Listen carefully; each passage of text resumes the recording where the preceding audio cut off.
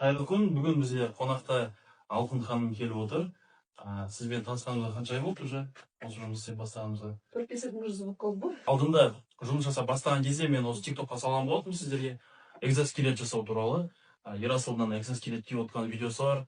Сол кезде біз жұмыс жасап бастаған болатынбыз. Биотехнология қалыптастыру мамандығының білім беру бағдарламасының бірінші курсы PhD тарап болады. Біздің тікелей мақсатымыз тікелей өнеркәсіп қауіпсіздікті төмендету, сондықтан да адами қателіктерді төмендету мақсатын көздеп отырмыз. Оған бізден ең бірінші экзоскелет көмектессе деген жоспарлап отырмыз. Себебі бізде үлкен химиялық өнеркәсіп орындарында оқу мамандарының еңбекжайлар бойынша 8 сағат уақытының, жұмыс уақытының 6 сағатын, яғни тұрып жұмыс істеу. Ол бізде қызметкерге нагрузка береді.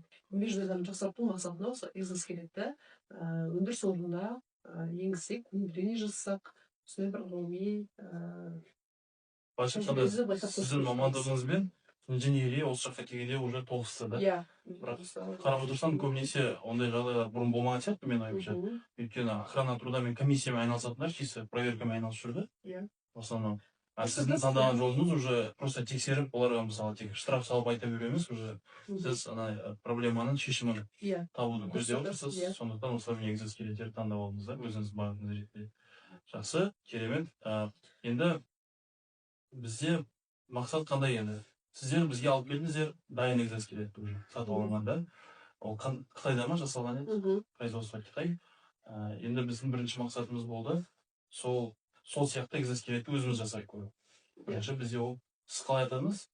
Бізде басында алып келген экзоскелет, это пассивный экзоскелет болды. Біз қазір соны өзімізше қайталап, себебі бұға дейінгі мен зерттеу жұмысында сынақ өткізгенбіз. Үлкен өнеркәсіп орнында, химиялық зауытта.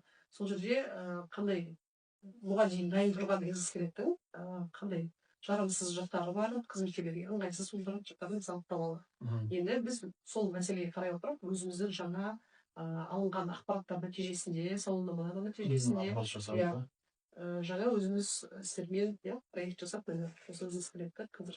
Получается, сіздерде кәдімгі сондай, мысалы, жаңа токарь мамандықтар дедіңіз әртүрлі өнеркәсіпте. Сіз солармен напрямую жұмыс жасадыңыздар, да? Иә, тікелей.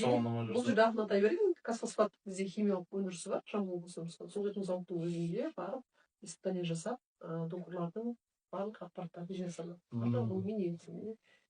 Получается, бұл жақта мысалы көбінесе андай бір қандай да бір ғылыми жұмыстар жасалып жатса, лабораторияда өзімен жасай береді, да? Тұтынушы алыста, да? Аралар алыста, мысалы.